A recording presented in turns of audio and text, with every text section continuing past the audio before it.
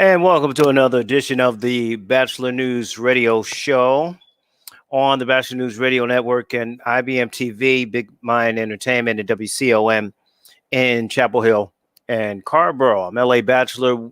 We thank you so very much for joining us yet again. You could be doing anything else with your day. You decided to check in with us. We certainly appreciate you. Don't forget, if you're on StreamYard, you can make comments there. If you're watching on Facebook, you can do that as well. My co-host and producer, Mark Lee, is here. And I want to bring in my guest. Always good to have him on. He is a professor, a adjunct professor in legislative affairs at the Graduate School of Political Management at George Washington University. He is Professor Quadricos Bernard Driscoll. And Professor, always good to have you on. I hope all is well with you and your family, sir. LA. There we go. How you doing? Good. Always Very, in time. I know, very busy, I'm sure. So we get right to it. Obviously, there was a lot of jubilation with the passing, the Juneteenth passing that President Biden passed. There was a lot of celebrations. There was always going to be celebrations anyway, Professor, as you know. But how significant was it for Biden to pass this? I mean, it may not be on a larger scale with jobs, and they're still trying to fight for infrastructure, the voters' rights. We'll get to that. But how significant is this, knowing the history of Juneteenth? Well, LA, I don't think it was significant at all. Frankly. Okay. I think that what puzzles me is how the Congress that can't seem to pass the John Lewis Voting Rights Act, that can't seem to pass the George Floyd Policing Reform Act, that can't seem to even agree upon infrastructure in this country, all of a sudden is able, at least in the Senate, unanimously pass the Juneteenth national holiday, and then only 14 Republicans in the House voted against this. I don't think it's significant at all. I think it's at best pacifying Black folk in this country. And that's exactly what this bill was. It was saying that, hey, we're not going to move on any pieces of legislation that are significant, not just to Black and brown people, but significant in the country. But yet we will pass this national holiday, which commemorates, of course, when Black folk were told, not that slavery ended, when Black folk were told in Galveston, Texas in 1865 of this holiday. So, yes, Juneteenth, and let me be very clear in my remarks, Juneteenth has always been important as a celebratory factor for us as a people, and specifically for those who are from Texas. I learned about Juneteenth when I was in grade school. So we always knew the history of Juneteenth. Yeah. My concern is what I echoed a moment ago. And then secondly, is that the true meaning of Juneteenth, which I just echoed a moment ago, will be lost by the commercialization and democratization of Juneteenth. So next year, we're going to see Juneteenth sales. We're going to see Juneteenth breaks. And so it's lost. And frankly, I think I've echoed this on your show as well. I don't find the significance of the bill because it's nothing more than symbolic, meaningless gestures that continue to be made to pacify Black and brown people. And so pass me with these symbolic gestures and give me meaningful legislation that actually moves the needle of justice forward. Give me reparations, right? Give me close the wealth gap between Blacks and whites in this country, right? So it's Juneteenth and reparations. It's Juneteenth and educating our children and others about the history of racism in this country. It's Juneteenth and ensuring that those who have affordable access to housing can have it. It's Juneteenth and ensuring that Black farmers get the reparations that they need. It's both and. It's not either or. So I was not necessarily jumping up and down, for lack of a better term, about the national federal holiday celebrating Juneteenth. Which is why I said, when you look at what's on the table, because conservatives, Republicans want to pacify, so they throw a bone, like you're saying, like this passing.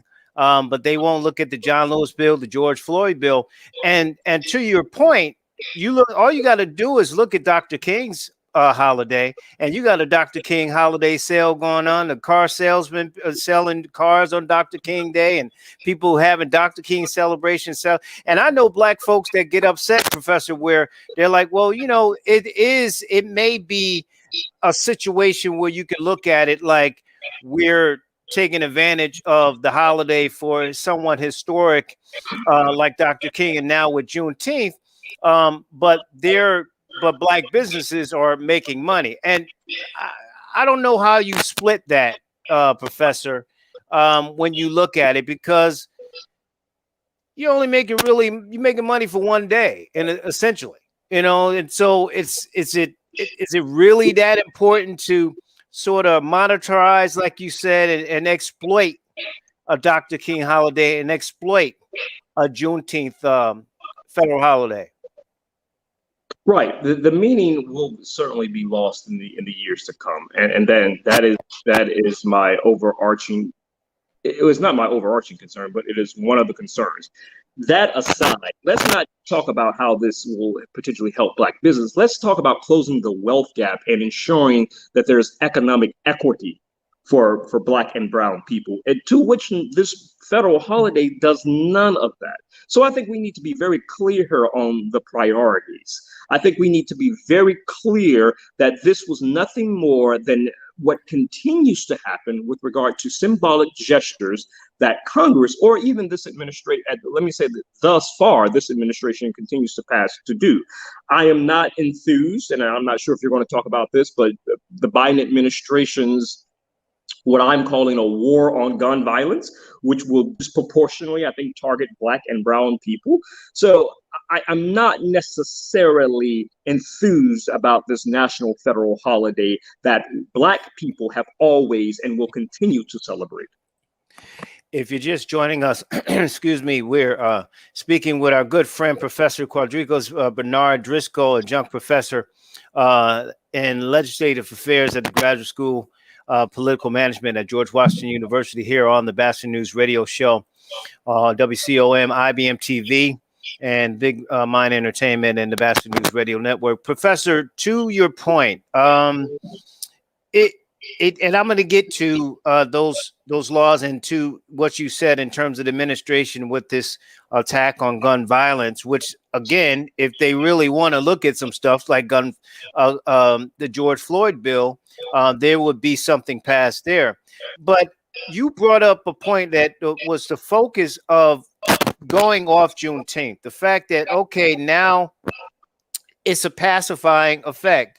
But if Congress and this administration is going to pass something along those lines, then this should be an awareness, if they're really serious, that, to your point, the pacification of it, if they're really going to be serious about it, then bring forth the economic equity, bring forth the jobs, bring forth the education, bring forth the real housing, the real building of black economics and black businesses, and where we were, whether it be Tulsa, we talked about the Tulsa massacre, Juneteenth, or anywhere else, Harlem and all these other places where it was Black Wall Street and black business. If you're really serious about it, then we need to spin off of that and put pressure on them, and they need to come through. So, having said that, how do we do that? What do we do to use this as a springboard to get economic,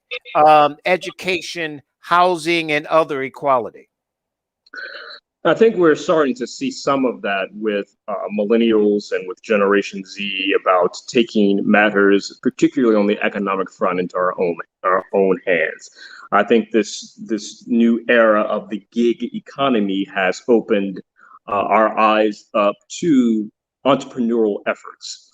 Gone are the days, particularly, I think, again, in my generation and even younger, where you go to school, you get credentialed and degreed, and you go work for a company for a number of years, and you sort of sort of climb that corporate ladder. We're not seeing that in this current generation. This current generation has figured out how to utilize and to make profits really of the gig economy. So I think that we have to utilize that. I think we have to be entrepreneurial in our effort. I think that we have to become smarter about investments.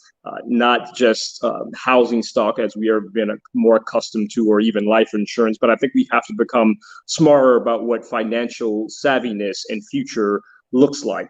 I think we have to do a lot of the work on our own rather than continuously asking the government for that. We have to be smart about investing our dollars within our own communities, supporting Black and brown and small businesses, and ensuring that those Black and brown businesses are also on the up and up, if you will, with regard to federal grants, federal loan programs. We know that the PPE, given the global pandemic that has happened, a number of Black and brown and small businesses did not have access to the PPP because they just weren't aware. So we have to do the work that is required for us to make sure that we know what's coming down the pipe in terms of grants and loans and forgiveness programs coming from the federal government. We have to invest in our community, and we have to educate our children about what investments comprehensively looks like for our financial welfare. That's going to be the only means of survival. And I don't think that we can continue to ask the government to do this for us.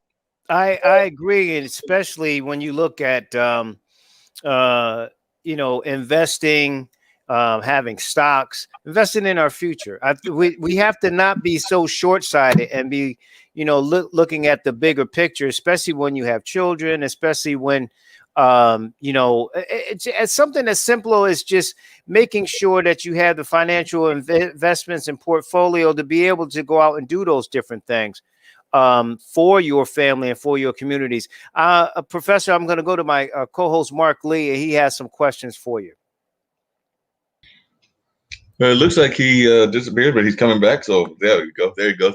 Professor Driscoll, glad to hear you. Glad to meet you and all of that. Definitely glad to engage in a conversation with you. As I was telling LA Batchelor, one of the things on this network, I've had a gentleman from originally from Russia, but now lives in Canada. So that definitely tells you that he's part of the European American background and everything. But he has been slamming hard critical race theory. And I would love to hear your thoughts about this and whether it's something that we should be proponents of or not proponents of, because he's definitely been very harsh on it. I'm actually of the opinion that if we're going to study history, we're going to even study our economics, we need to understand the context from which we came. And I think that that's what critical race theory is about. But I was just wondering your thoughts, because I do know that Sasha Starr, who is an internationally renowned chess person, is very harsh on critical race theory, and you may be as well. I just love to hear your thoughts about this whole theory and whether it's something we should even be pushing.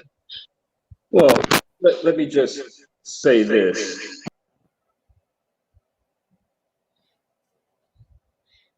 Oh, there you go. Can you still hear me? Yes, I hear you now. You were saying about critical race theory. First off, a lot of people don't understand critical race theory. I mean, I know that it's in the national ether right now. A lot of people across the aisle, across race and gender, are talking about it. A lot of people, including those of us who are Black, do not understand critical race theory. Okay, that's the first thing. So I think that we need to truly, and I think the Joint Chiefs of Staff echoed this on the Hill this week, actually, in terms of the true understanding of critical race theory, what that means and what it looks like for the history of our country. We also need to understand it first as a theory. That's Derek Bell, who is known as one of the chief originator of critical race theory, started the concept, the term, when you look at it. I actually teach critical race theory in one of my classes. So until people, and I'm not going to try to, I mean, I could if you would like me, but I'm not going to try to give the overarching overview of critical race theory. But what I will suggest is that people need to learn, people need to understand the theory behind it. And then until people can understand that, then we can't even begin to have a conversation about it. And that's quite frankly it. No, I definitely understand. And like I said, I tried to give him a little bit of it because, and maybe you disagree, but it seems to me that part of it, and I do know that it's a much complex theory and everything, but part of it is us understanding how history relates to what is going on now. And I think that that's part of what he wasn't even buying into. But if I'm understanding critical race theory, part of the theory is that we have to understand our history in order to understand where we are in the present and where we're going. If that a correct assessment on my part, because that's what I tried to explain to him, and I don't know that he even bought into that. But and that may be a simplistic way of describing it, but am I correct in using that concept that part of what it is about is that in order to us to even address the larger issues, whether it's economics, whether it's the amount of us that are in the prison system or a number of other things, we have to understand it in a historical context? That's a very minute part of critical race theory, right? The larger and if I could and you made this point, it's much more complex, right? You need true academics. I don't claim to be a race theorist myself, although I do teach race and politics. But the summation of critical race theory is about hegemony. It is about the power construct around the examination of race and law. Mm-hmm. All right. It's about how the systematic structures or institutional structures continue to lend itself towards one group of people being oppressed and another group of people being the oppressors. Okay. So it's framed in several other theories, such as critical legal studies. It's framed within intersectionality. It's framed within the law. It's framed within a critique on liberalism. It's framed within a concept of revisionist storytelling or intersectional theory. It's framed within, and I'll use another big word here, epistemological frameworks at race neutrality, essentialism versus anti-essentialism. And so until we understand all of these theories, and sorry for being too uber academic here, but it really does call for academics to explain in a very lay term what it looks like and what it is. So to your question, yes, it does call for us looking at history, but that's a very small aspect of critical race theory. Because to your point, you have to look at the history of racism and the legalization of race and the legalization of the systematic and institutional structures that have been in place over time by the law, right, that have led to certain groups being oppressed versus other groups, if that makes any sense. So critical race theory teaches that racism, systematic racism, has been institutionalized and legalized over a number of years. It has nothing to do with teaching racism. It has nothing to do with teaching that whites are inherently racist. Well, that's not necessarily completely true, but that could be true depending on what theorist you're talking to. So it's a part of that. And people, politicians particularly, and a lot of TV talk are just sort of throwing the term without any full, real understanding of what it means. Right? It's like me trying to explain a theological concept to people who have opinions about it, but who actually didn't study theology to even have an intellectual conversation about it. Mm-hmm. No, that makes a lot of sense. And I know that LA's definitely got a lot of questions along this whole concept, but I just wanted to hear your thoughts on that. And then I was going to turn it back over to LA. But one of the other things I was curious about that I've been having conversations around has been this whole concept, and you've talked about both Black and brown people, around us sometimes being divided in our agendas. Because like I said, there have been folks that have even tried to push the fact of maybe the Asian population not being us not being as friendly toward the Asian population, or us not being as concerned about what is going on in Latin America with the borders and all of that. But it seems to me that all of these are issues that need to be addressed, and we don't need to be pitting each other against everybody. But it does seem like some of the power structures are doing that age-old argument of divide and conquer. So like I said, and I was just wondering your thoughts about that, because there are so many issues that are pertinent both to the African-American community, our community, but also some of them are pertinent to the Latin American community. And then there are some that are more pertinent toward their community, like what's going on at the borders. And the same Right, with the you're Asian absolutely population. right. It is the age-old story of hegemony, those in power who seek to maintain their power. We have to remember there was a book I read once upon a time when the Irish became white, right? Mm-hmm. When Irish and the Italians first came to this country, they were not considered white. Jews, same sort of the same narrative that existed there. And so, yes, there is and continues to be this divide that certain power structures try to ensure that people of color, generally speaking, which includes Asian Americans, Latino Americans, Black Americans, and other Native Americans, that there's this try to divide. I have long said I think we need to work together, because the reality is we are all in this struggle together, right? When you look at disparities with regard to education, when you look at disparities regarding health, when you look at disparities regarding economic access, it is by and large people of color, which is why sociologists have come up with this very broad term of people of color. I don't necessarily like it all the time, but I understand why they came up with it, because it does include this group, this racial minority group that over time do not have and have not had the same access and the same rights that the majority race, i.e. white people, have had, right?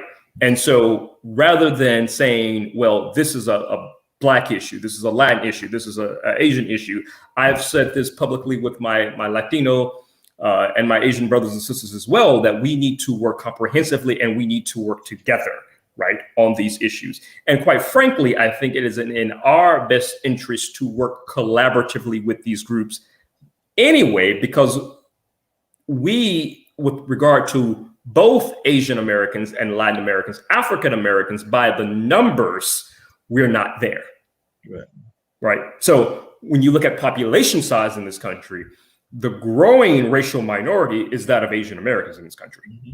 And we need to be very cognizant of that. And Latinos are, I think, at 18%. African Americans are still at 13%. And Asian Americans in this country are growing by rapid rates. Presently, they hover around 6 to 7%, but that's growing increasingly. So when we begin to think about strategy and when we begin to think about policy, it is in our best interest, fundamentally, to work with other people of color.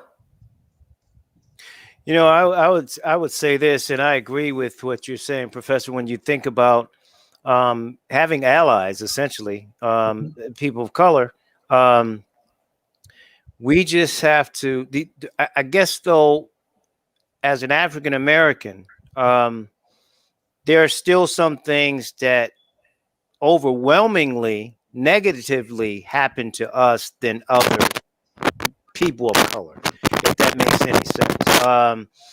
Maybe with our Latino and Latina sisters and brothers would be lumped into that as well, in terms of driving and being stopped and something fatally happening to someone that's Mexican or Spanish or Black, as opposed to someone who might be Asian or some other ethnic group. Still a person of color, but something different. So I agree that we're all in this kind of boat together. So we better have all the, especially African Americans, we better have all the allies we can to push our agenda, to push the political agenda.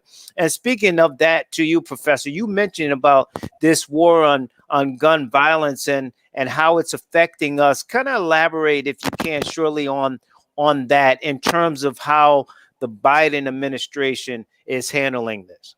Right. Well, before I get there, Ellie, I just want to note, you mentioned the gun violence. So I agree with your point that there are issues that disproportionately affect African Americans a lot more than it does Latinos or Asians. But we forget that Latino Americans in this country are disproportionately killed by the police at a higher rate than African Americans. But that is left out of the media, right? And you don't have to take my word, do the research. Right. Latinos are disproportionately killed.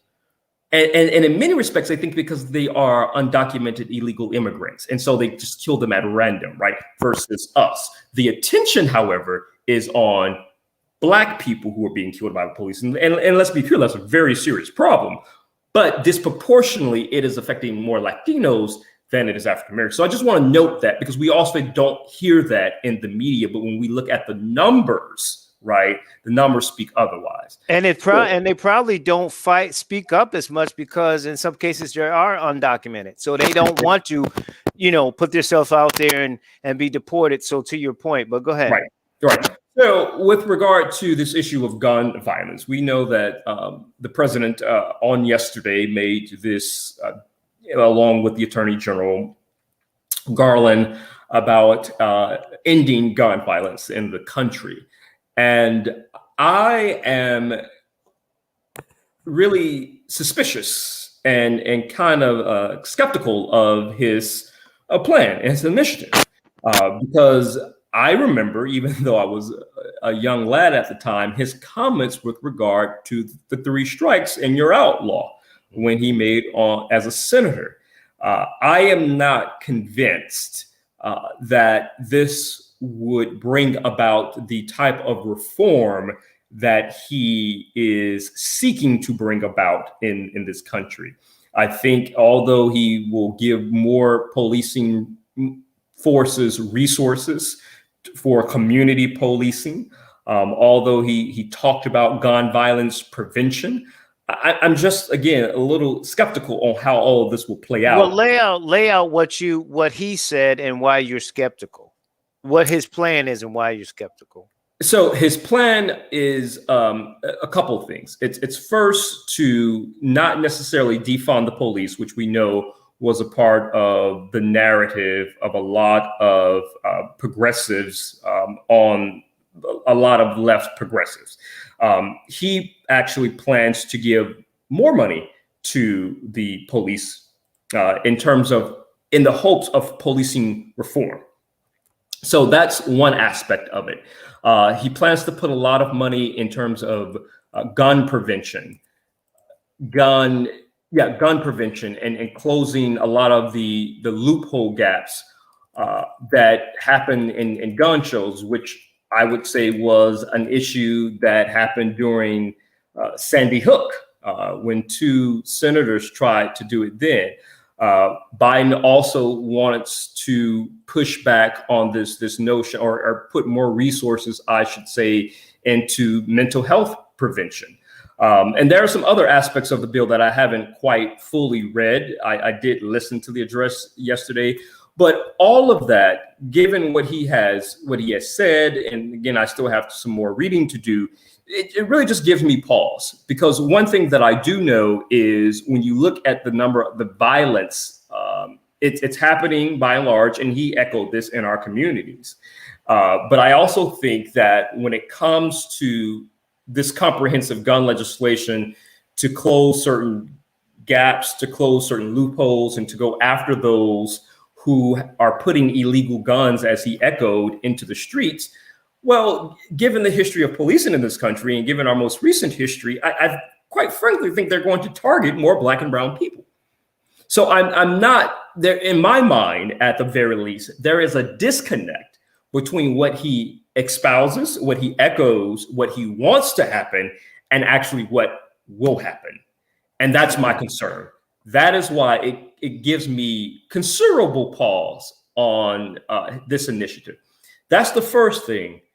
Secondly, Sandy Hook, right? My mind goes back to Sandy Hook. There were Senator Toomey from Pennsylvania and Joe Manchin of West Virginia who wanted to close the gun show loophole. Very basic gun show loophole. And forgive me for saying this, but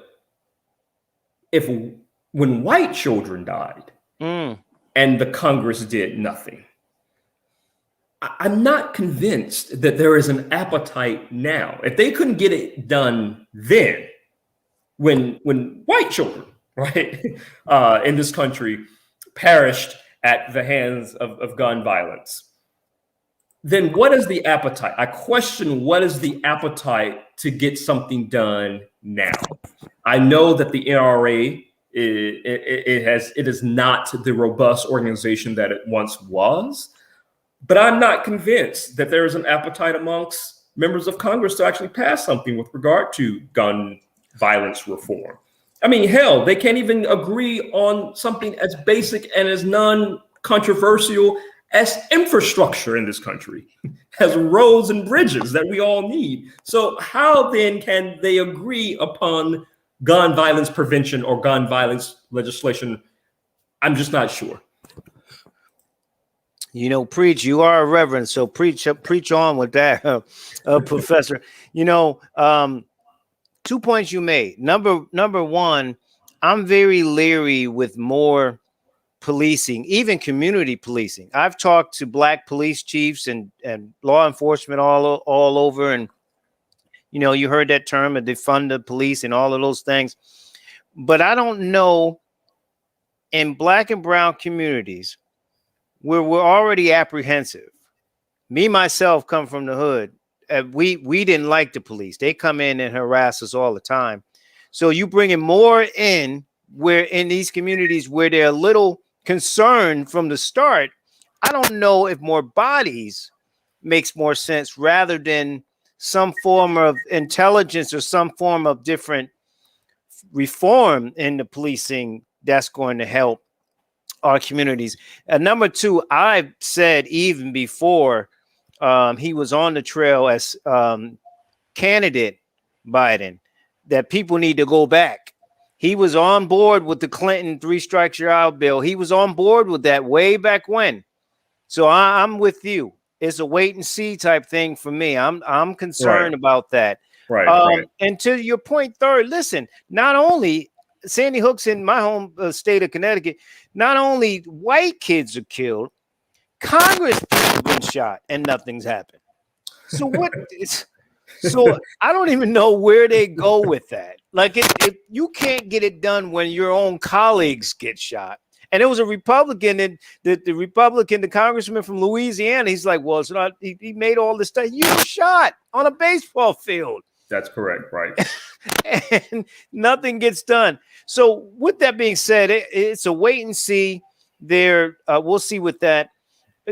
Is anything going to happen with the George Floyd bill and the Congressman Lewis voting rights bill, a bill that's been watered down?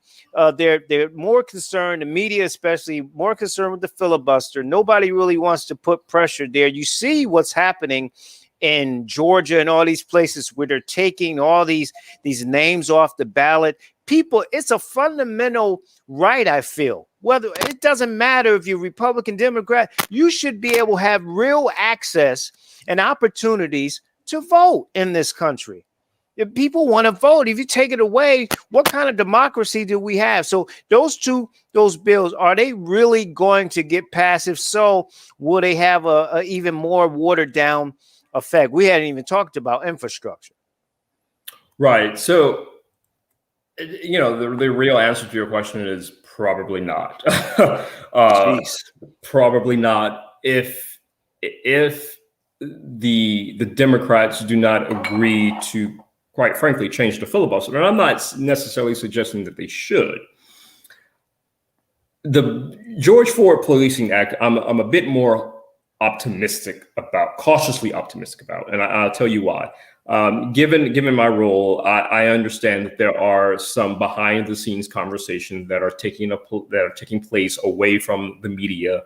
That Senator Tim Scott from the Black Republican from South Carolina is helped to lead, along with Cory Booker, and from the senator from New Jersey, along with Representative Karen Bass, the member of Congress from California, and some other members of Congress, both Republican and Democrat. They're having these, again, backroom conversations to really iron out the details with regard to policing reform in this country. And again, those conversations are happening away from the media. So I am cautiously optimistic that something with regard to policing might be introduced soon. Again, the real amalgamaniac here is Mitch McConnell. I mean, that we already know that. And so he's going to be, I think, the roadblock, even if something that is tremendously bipartisan is introduced. On voting rights, we have already seen that the Republicans, particularly in the Senate, have said, quite frankly, no to it. And so I'm not sure about what voting rights looks like in this country. Joe Manchin, I wrote an article in The Hill that essentially said that Democrats need to work with Joe Manchin, and that proved my point this past week when Joe Manchin said, when he talked to Chuck Schumer, and he said, I am now willing to work out some sort of deal when it comes to voting rights in this country. That remains to be seen, whether or not we're going to have some type of voting reform in this country nationally. And I think, you know, and I've also said this publicly, and I've been very critical of Democrats. If this was the Republicans, they would say to hell with it and do what they need to do to stop or to support any legislation they want to. Democrats continuously and always want to sort of work together and work with the other side of the aisle. And trust me, I'm a lobbyist. I am for bipartisanship. But at some point, there comes a time when you're going to say to hell with it. We're going to do what we need to do, because for so long we have been trying to work with you all, and you all have been obstructors in this process. And so we're just going to pass whatever the hell we feel like passing and need to without your support or not. Yeah. Democrats have been functioning, to their credit, I suppose, and operating under some good to try to do good, but getting nowhere. If you're going to do good, when you're perhaps going to have to be a little bit more theological, if I could use that term, and just say, the hell with the consequences. We're going to do what we need to do to get meaningful legislation in this country. Because right now, Republicans are slated to win the majority in the House as well as in the Senate. So you might as well go out with a bang. And that, I've always said, Professor, we've said on the show, you know, Democrats play checkers, Republicans play chess. They're always, 2022 is around the corner. Right. If you're really concerned about doing the right thing, you got to strong arm it. I mean, George Bush said, we're going to Iraq. I don't really care what you say. We're going, right. You know, and so, it's, you know, and they do that. Republicans, you're right. I just, final question. I know you got to go, and Mark may have a question. Who is Joe Manchin? All of a sudden, I've been saying about this guy, he needs to just put the R in front of you or in back or wherever you want to put it. You are not a Democrat. We know that. That's my opinion. But he's so enamored with this voting rights and stuff, and he's not really. This infrastructure thing, you represent one of the poorest states in the country. Where's the West Virginians that want him to do the right thing? Where are they speaking out? I mean, I don't know if there's the poorest state, but I mean, some of the people in Appalachia there, it's a very, I visit there and covering football, so it's a very, very downtrodden type of state. I mean, just to be honest about it. And so, who is this guy? Is he really representing his state the right way? And where are these West Virginians sort of speaking up, especially when it comes to jobs? And you get those jobs through infrastructure, building the roads and the potholes and everything in these states. I just don't understand how he came on the scene like this, and how West Virginians don't seem to be vocal about it. Right. Well, you know, LA, let me sum up it permit me to rise above humility and sum up my article, right? So Joe Manchin is arguably one of the most powerful men in Washington. He's the senior Democratic senator from West Virginia. Mm-hmm. Joe Manchin has always been a moderate centrist swing voter. So this is nothing new. Right. What makes Joe Manchin particularly important now is because of who he has always been, which is a moderate swing voter, centrist Democrat from West Virginia, who, quite frankly, is representing West Virginia, because West Virginia was a state that overwhelmingly voted for the former president. I mean, Trump carried West Virginia by like 40 points, right? So Democrats, and I've argued this, have to understand who they have at their disposal. Here's a centrist, independent, sort of moderate Democrat. This, in my mind, can translate actually into a win. rather than protesting him, rather than being antagonistic towards Joe Manchin, I think the Democratic Party and Schumer has finally realized this, needs to work with Joe Manchin to secure voting rights, which, again, what we saw this week. Let's be very clear. Joe Manchin has voted with his party 80% of the time since he has been in Congress, at least dating back to the 112th Congress. He voted for all of Biden's nominees. So Manchin really needs, Joe Manchin doesn't need necessarily the Democratic Party. The Democratic Party needs Joe Manchin, right? That's true. Democrats are hanging on by a thread. Democrats only have a majority by 4 votes in the House, right? So Manchin is this critical piece of this larger party, because I believe both parties, in many respects, are going towards polar opposites, going towards the extremes. We see extremism certainly on the Republicanism, which looks like white nationalism, and we see extremism on the Democratic side, which is more of the leftist progressive narrative, right? Gone are the days of the Blue Dog Caucus, although it still exists. Gone are the days of liberal Republicans, maybe Susan Collins, right? Gone are those days. And so we need individuals like a Mitt Romney, a Susan Collins, and a Joe Manchin. And we need them on both sides of the aisle. And that's why I think Joe Manchin is critical to the success and to a lot of legislation that is moving forward. He is, and he might seem like he's obstructing, because he is, rightfully so, because of the state he represents. But this isn't new. He's always been like this. And I think we have to understand that. And I think we have to work with him. And again, I think Schumer did that by coming to an agreement when he said, now I'm beginning to think about ending the filibuster so that we can have voting rights legislation in this country. Well, I understand what you're saying, but I don't remember any Democrats in the Congress or the Senate siding with these folks, these crazy people on January 6th. So if you have anybody that's going to be moderate, it's usually to the Democratic side rather than the Republican. But to the point of West Virginia, if they are overwhelmingly voting for that idiot that was here before that, then that's a problem. Then you're voting against your own best interest. If you voted for that idiot that didn't change your life, right, then something's wrong in West Virginia. And it's people that vote for their own best interests, that vote against Obamacare and everything else, because it's Obamacare is really called the Affordable Health Care Act, which probably helps so many people, which is very popular, even in places like West Virginia, but they'll vote against it because it's called Obamacare because it was a black president. They vote against their own best interests. And that's what I see in West Virginia. You vote, yeah, okay, you could overwhelmingly vote for the guy who wants to grab women by their private parts and shoot people on Fifth Avenue. That's fine, right? Then you get what you deserve. And so if he represents that, then that's an issue. And the point is, yeah, I've known who Joe Manchin is, as I'm to your point. I've known he's always been that way, but 80% is like being the world's tallest midget. If you're a real Democrat, you're going to vote more than 80%.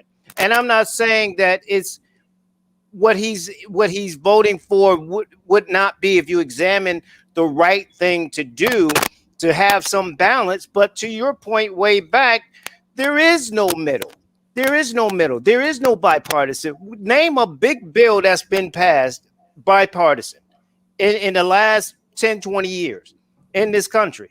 I mean, real bipartisan, not something on China like they did overwhelmingly. They voted against, China stealing trade secrets and stuff. That's nice, for security. I get that, but real bipartisanship. So Joe Manchin can stay in the middle all day.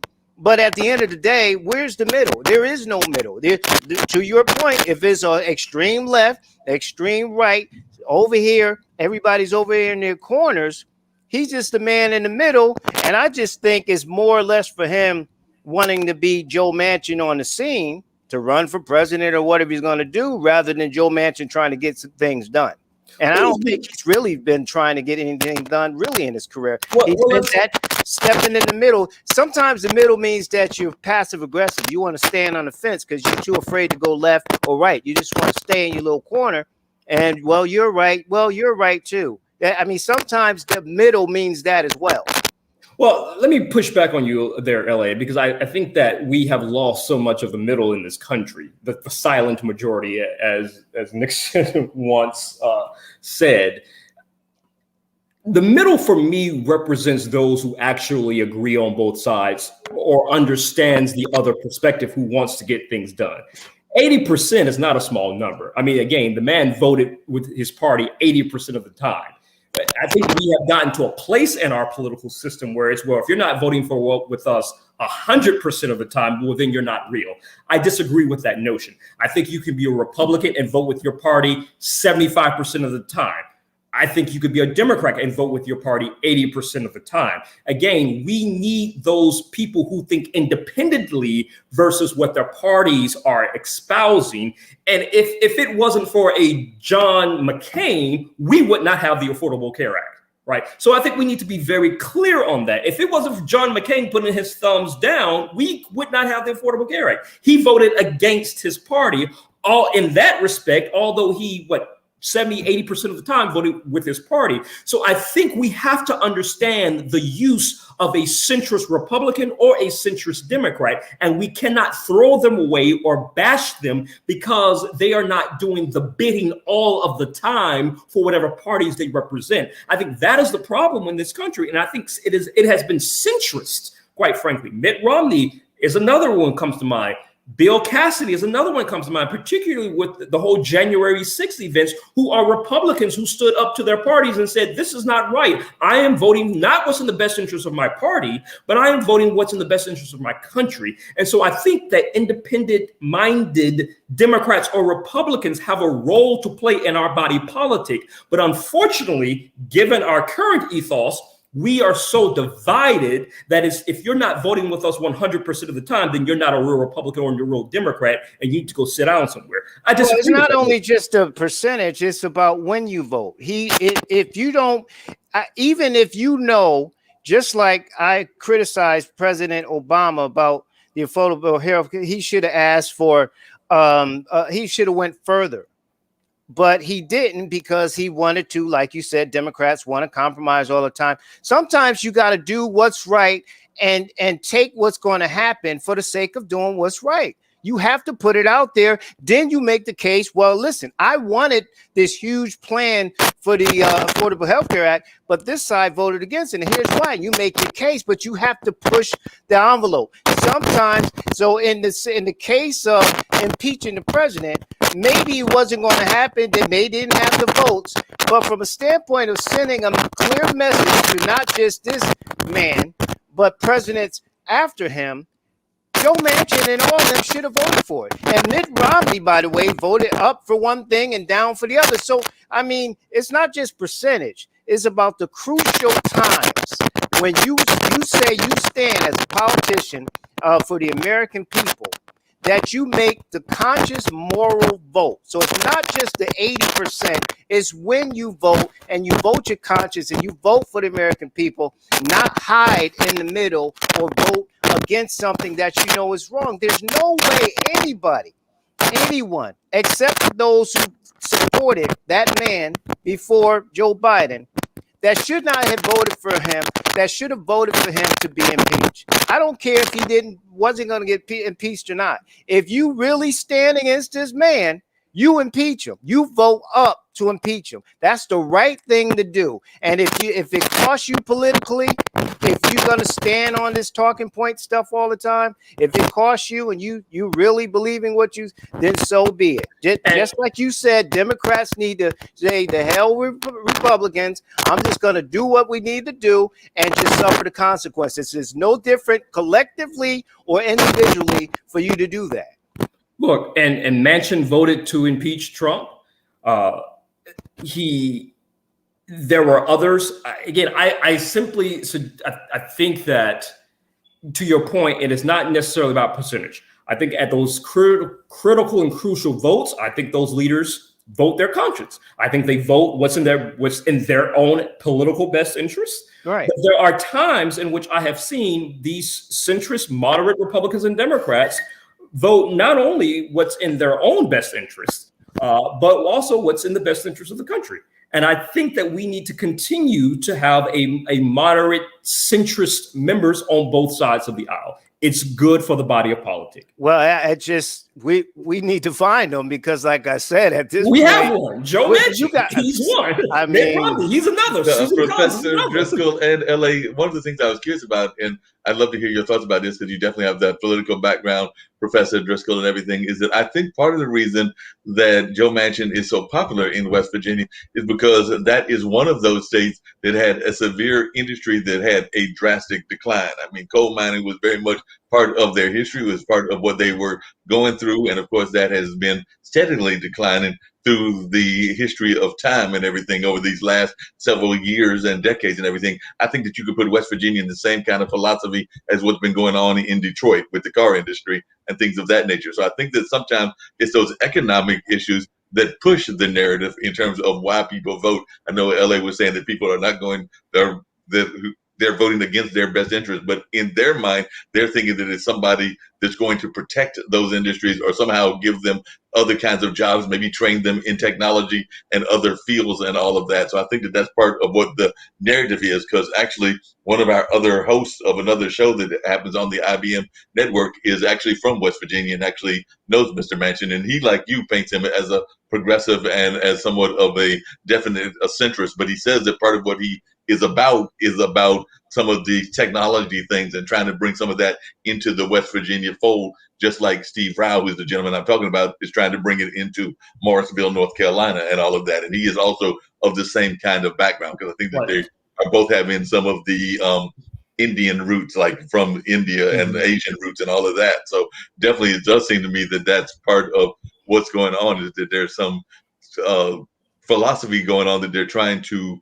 bring in new industry, because a lot of these states like West Virginia, like Detroit, which is actually a city, of course, but a lot of these places are places where we've seen tremendous industries decline. We can say the same thing about parts of Louisiana. Yeah, but right, Mark, I just think it's right.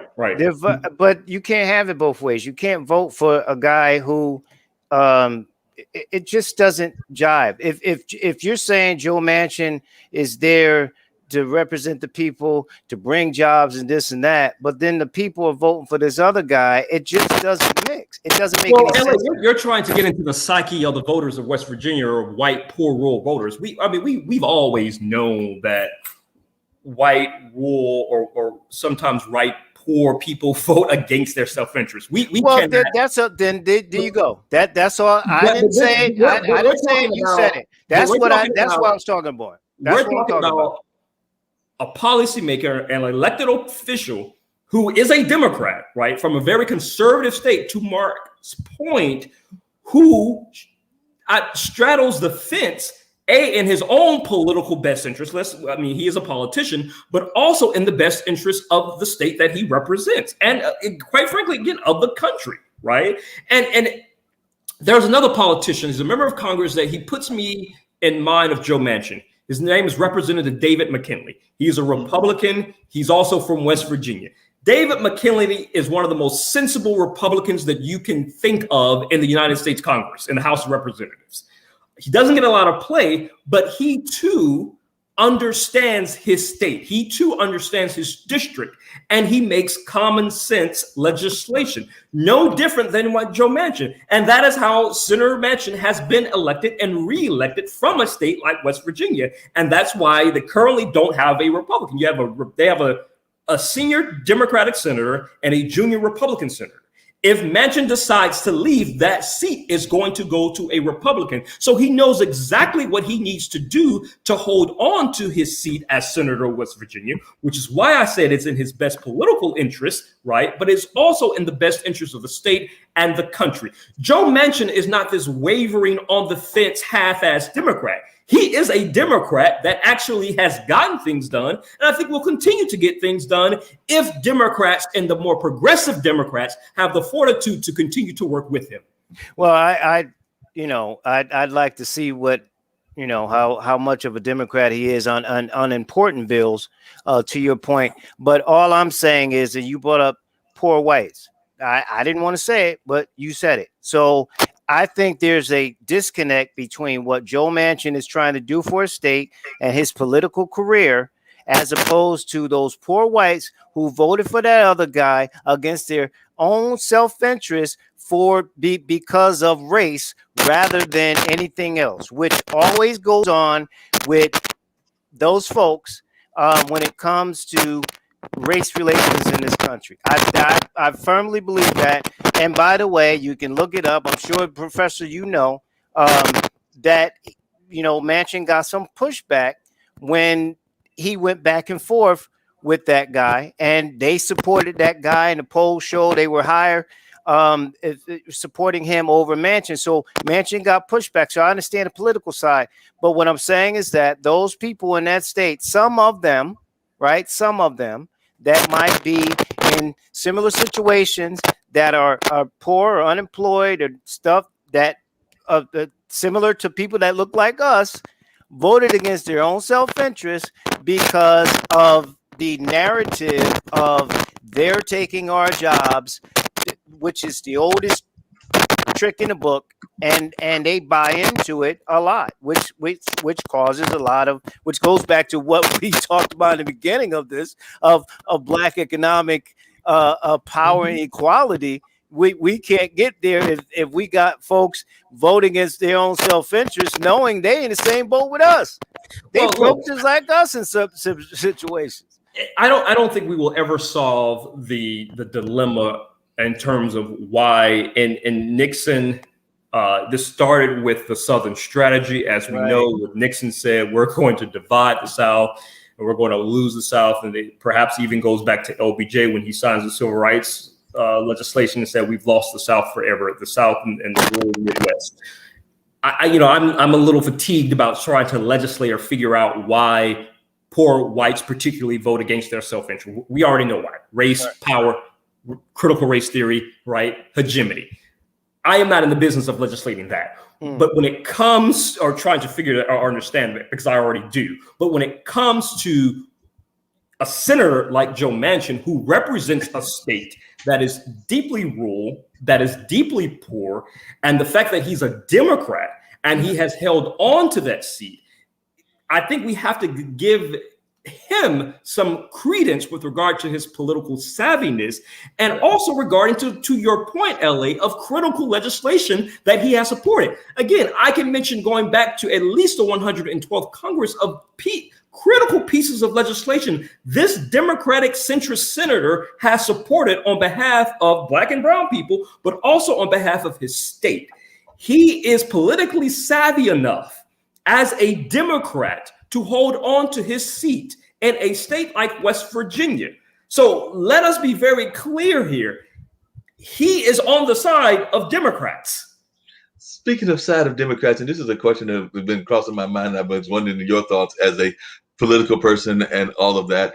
And I definitely consider myself a Democrat as well, even though I might have some independent views. But do you think that we have put too much of our marbles in one bag? Because, even to this day, we are still overwhelmingly Democratic, meaning most of the people that are Black, brown, red, or whatever. And of course, that has been a critique, even though there have been some people, you mentioned Nixon earlier, that have done some economic developments. And I was not necessarily a fan of Nixon, but I will give him credit for the enterprise zones, which of course Floyd McKissick was part of as well. So I was just wondering if you think that maybe we put too much of our, marbles in that Democratic bag, and maybe we should look at third parties and the Republican Party and other things. And I'm not a fan of Tim Scott. I thought that some of his remarks were not all that great, but he does seem to be somewhat of to some degree, a centrist in the Republican Party. But I was just wondering your thoughts about whether we need to have more Tim Scotts in the world. Great question.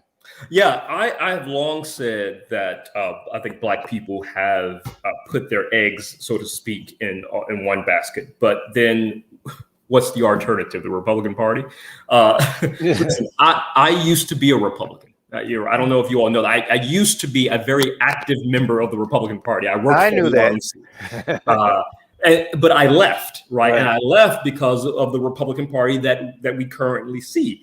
And so I applaud, right, the Adam Kinzinger's, who was a representative from, I believe, Michigan. Illinois. Okay, Illinois. I applaud the former chairman of the RNC, Michael Steele. I applaud those people for sort of giving their party hell, but they are minority voices. And I was a minority voice crying out in the wilderness, and quite frankly got tired of it because I saw the party being overtaken and overrun by white nationalists, except for those who want to hang on, right? Which goes to my larger point of having those independent voices, those centrist voices in the Republican as well as in the Democratic Party. So I think there is some credence to that.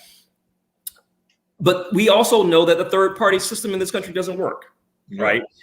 And so it lends itself to this two-party system that we currently have, which gets to the heart of your question, Mark, in the sense that I think Black people don't need necessarily to put our eggs in either basket of the Republican Party. We don't need to have allegiance to either party, but we need to have allegiance to our permanent interest. And whatever party is going to, depending on the issue, right, is going to be about our permanent interest, well, then that's the party that we need to perhaps vote for or put in office, right? My parents were a prime example.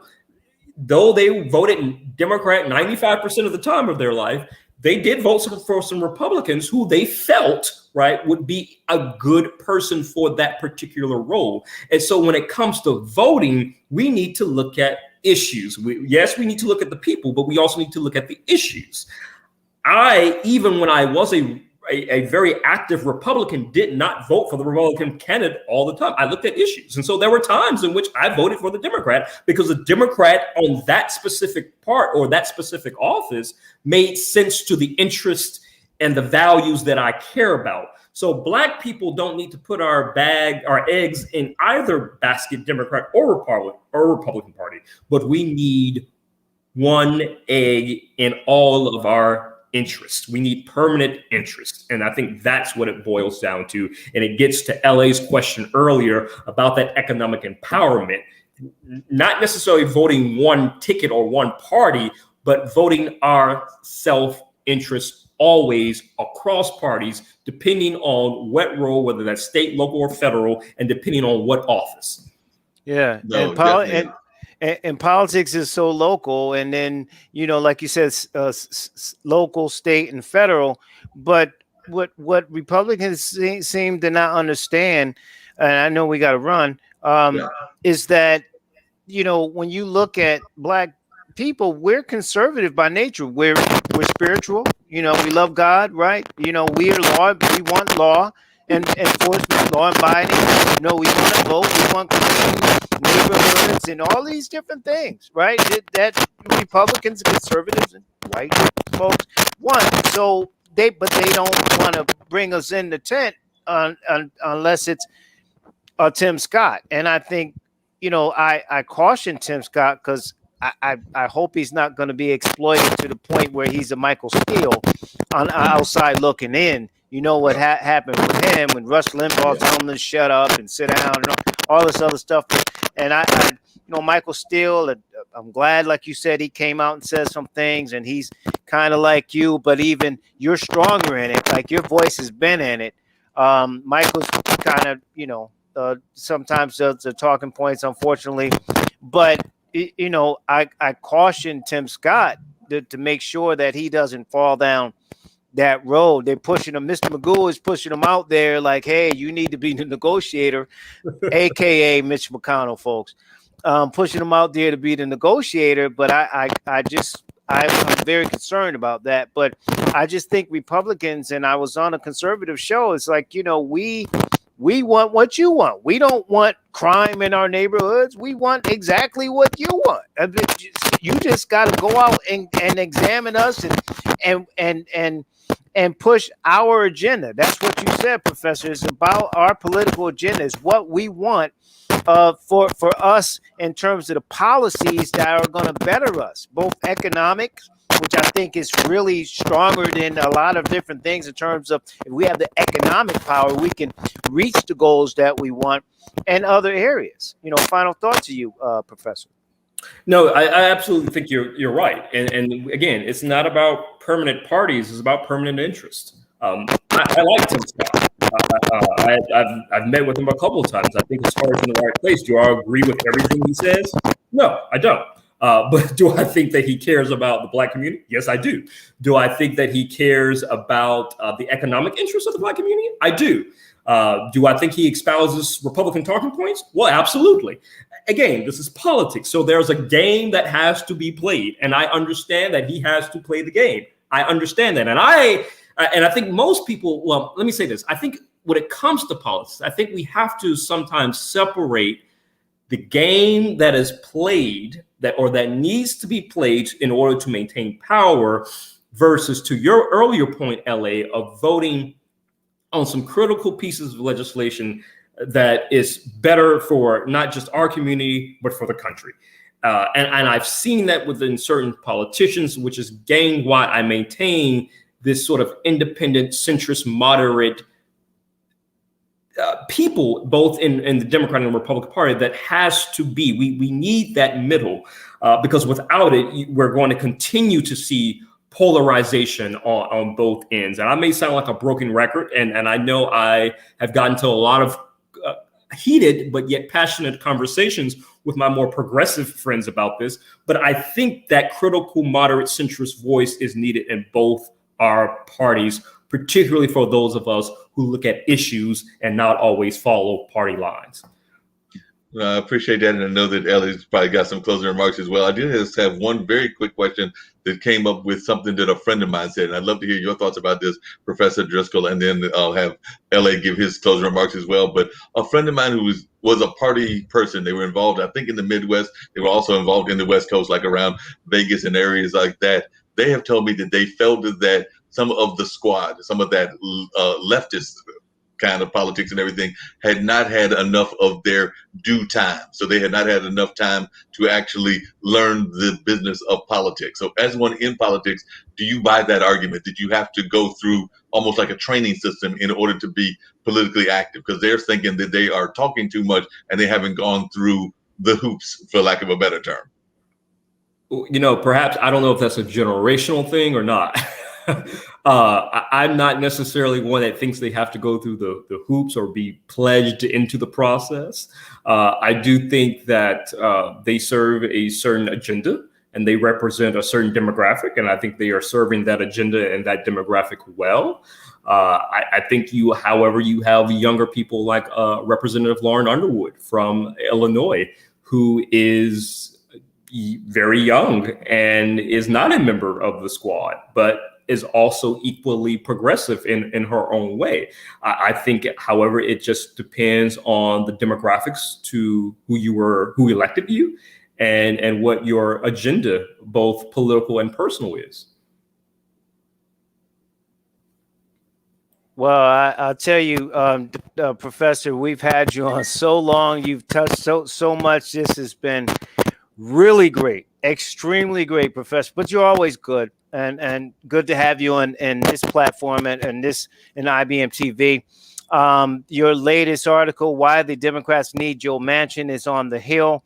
Folks can look at that. But before you go, let people know how they can follow you and other articles that you have. And incidentally, if it's okay with you, we want to post your latest article on our social media and our page as well. Sure, you're absolutely welcome to do that. Listen, I can be reached at Twitter, Q_Driscoll4. That's Q_Driscoll4. Sometimes I'm on various news shows, most recently the Black News Channel, and occasionally Roland Martin has me on, and some other MSNBC and et cetera. So thanks for having me, LA. It's always a pleasure. Always a pleasure to have you on, sir. Thank you for coming on. All right. Take good care now. All right, you too. I'm going to add my 2 cents worth. I thoroughly enjoyed meeting you, Professor Driscoll, and hope to have you back. And one of these times, I'm going to see if I can get LA to let me bring on Steve Rouse, the gentleman from West Virginia, and y'all can have a whole discussion around Mr. Manchin and everything else, because I know he's actually, I'll see him tomorrow morning because he does our morning news edition at 10 o'clock every morning on this network. So I will see him tomorrow and tell him that I've met somebody that actually defended Mr. Manchin, and he'll be glad to know that. Well, you got 2 people. Two people. Thank you, Professor. The article is "Why the Democrats Need Joe Manchin" by Professor Quadricos Bernard Driscoll. He's an opinion contributor. And of course, if you did not know, he is a professor adjunct professor in legislative affairs at the Graduate School of Political Management at George Washington University. Listen, we're going to run. If you missed any part of this broadcast, we'll be having it posted. Mark will get that out. Thank you for all of you that have been listening and watching on IBM TV. Thank you, Mark, as always. Thanks to all the folks on WCOM. We'll get a chance to listen to this bad boy as well. The Batchelor News Radio Network and Big Mind Entertainment TV. We got to run 6 p.m. Eastern Time. We'll do the radio side of this show, the Batchelor News Radio Show. For Mark Lee, myself, enjoy the rest of your day. We'll talk with you very soon. And thank you for joining us. Yep. On that note, we're out of here, and we will catch y'all next Thursday with more great conversation. And yes, you can catch it on LinkedIn, YouTube, Twitter, and Twitch. So definitely, if you've got friends that are on any of those platforms, it is definitely on all of those platforms, so they can go back and watch once again on YouTube, LinkedIn, Twitter, and Twitch. And there may be some others as well, but I know those four